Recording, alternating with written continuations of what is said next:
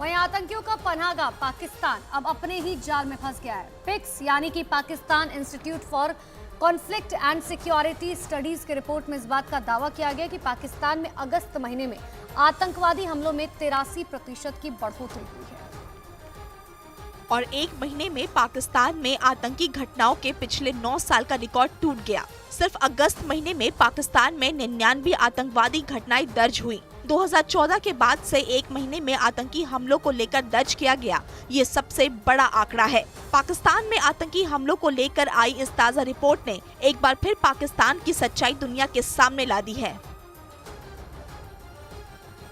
पाकिस्तान में सिखों को मिली धमकी के बाद अब हिंदू लड़की के साथ दरिंदगी का मामला सामने आया। बताया गया कि सिंध के एक प्राइवेट अस्पताल में किडनी के इलाज के लिए आई लड़की के साथ डॉक्टरों ने रेप किया और फिर मौके से फरार हो गए, जिसके बाद लड़की की हालत खराब हो गई और उसे एक दूसरे अस्पताल में शिफ्ट करना पड़ा। बताया गया कि लड़की किडनी के इलाज के लिए सिंध के एक प्राइवेट अस्पताल में भर्ती हुई थी, जिसके साथ अस्पताल के डॉक्टरों और स्टाफ ने नशीला पदार्थ देकर उसके साथ रेप किया और वारदात के बाद आरोपी डॉक्टर और अस्पताल के स्टाफ फरार हो गए। इस घटना के बाद शयान अली नाम के सोशल मीडिया पर एक यूजर ने ट्वीट किया कि पाकिस्तान में हिंदू होना सबसे बड़ा अपराध है।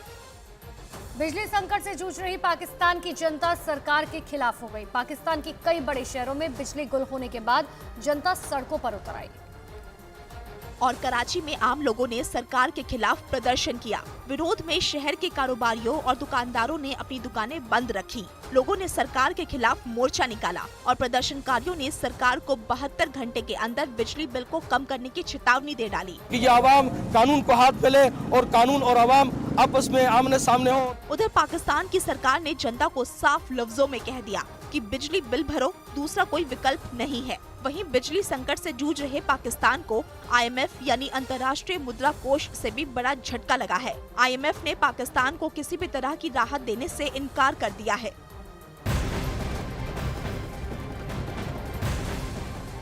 आज से भारतीय वायुसेना सालाना मिलिट्री एक्सरसाइज शुरू करेगी। पश्चिमी वायु कमान का सबसे बड़ा सालाना त्रिशूल अभ्यास चीन पाकिस्तान की सीमा के पास होगा।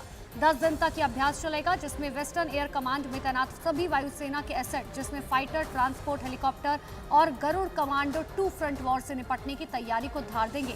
वायुसेना के सूत्रों के मुताबिक इस युद्धाभ्यास में राफेल, सुखोई, मिराज 2000 भी अपना दमखम दिखाएंगे। लद्दाख, हिमाचल प्रदेश, जम्मू कश्मीर और पंजाब सहित उत्तरी क्षेत्र में 14 सितंबर तक आसमान में वायुसेना के लड़ाकू विमान गरजते रहेंगे। युद्ध के बीच यूक्रेन के रक्षा मंत्री ओलेक्सी रेजनिकोव